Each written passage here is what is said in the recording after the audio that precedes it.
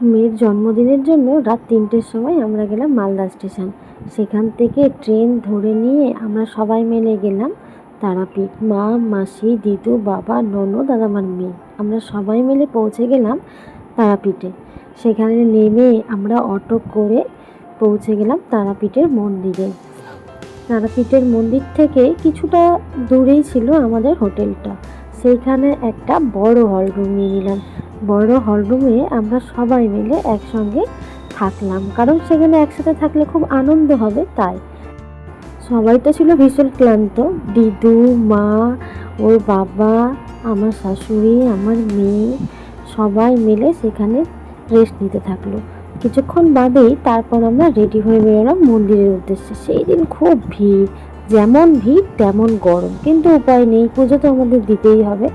আমরা পুজোর জন্য ডালা কিনে নিয়ে লাইনে দাঁড়িয়ে পড়লাম। এত ভিড়, অনেক কষ্টে পুজো দিলাম। হঠাৎ দেখি একটা বিয়েও যাচ্ছে, মানে সেখানে অনেকগুলো বিয়েও হয়েছিল। তারপর পুজো টুজো দিয়ে আমরা শ্মশানের দিক ঘুরে একটু দোকানগুলো ঘুরে নিয়ে আবার কেনাকাটা করে নিয়ে ফিরলাম হোটেলে থেকে পরের দিন আমরা আবার রিটার্ন টিকিট করে নিয়ে চলে এলাম বাড়ি। ব্যাস, মেয়ের জন্মদিনটা এবার একটু অন্যভাবে পালন করলাম প্রত্যেকবারের তুলনায়।